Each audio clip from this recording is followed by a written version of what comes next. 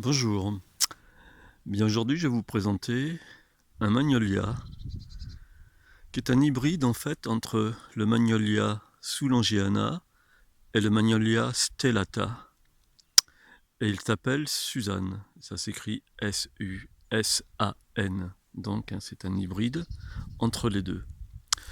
Alors quelle est sa particularité? Évidemment la couleur de ses fleurs, comme vous pouvez voir, son parfum qui est assez extraordinaire, il nous parfume bien le jardin.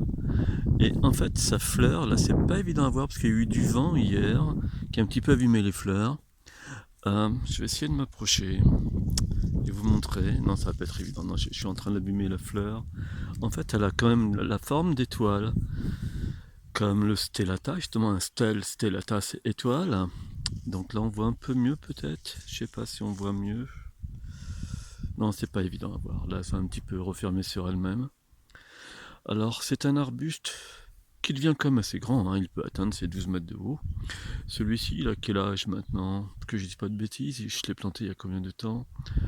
Il y a un petit moment quand même, il a peut-être bien 6 ans je pense. Et il est plus compact que les autres magnolias. Alors ce sont des magnolias évidemment à feuilles caduques, les fleurs là apparaissent avant les feuilles. Là les feuilles on commence à les apercevoir petit à petit. Elles arrivent, elles commencent à s'ouvrir. À l'inverse donc du magnolia grandiflora qui lui est persistant, que tout le monde connaît, qui est très très beau, un arbre majestueux. Que puis-je dire de plus sur le magnolia, Suzanne? Donc son parfum, je vous en ai parlé, là je suis juste à côté évidemment, ça embaume, c'est génial. Alors il marcotte très facilement. Là je vais essayer de m'approcher un peu plus, vous allez voir une petite branche. J'essaie de m'approcher doucement, voilà, on la voit la petite branche, là, juste, je vais essayer de mettre le doigt, non, je sais pas, c'est, bon, cette branche qui part du pied et qui vient ici, vous voyez, sur ces troncs là qui ont démarré, c'est dû au marcottage, ça marcotte vraiment très facilement. J'ai eu la chance de travailler quand j'étais élagueur dans une belle propriété de 3 hectares, ce monsieur avait un jardinier à plein temps, il était assez aisé. Il est vraiment un magnifique jardin. Et en fait, il avait un magnolia soulangeana qu'il avait fait marcotter de toutes parts. C'était vraiment magnifique, quoi. Ça faisait une envergure d'au moins de 15 mètres de part et d'autre.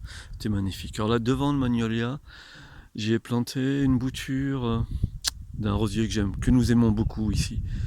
Et c'est Knockout. Regardez son feuillage comme il est joli. Un rosier très résistant. Regardez déjà, il fait déjà ses premiers bourgeons qui démarrent bientôt. C'est quasiment l'un des premiers ici à démarrer. Et c'est l'un des derniers à fleurir aussi. C'est vraiment un rosier que nous aimons beaucoup, beaucoup, beaucoup. Là, juste devant, ils sont en fin de floraison. Le cognacier du Japon.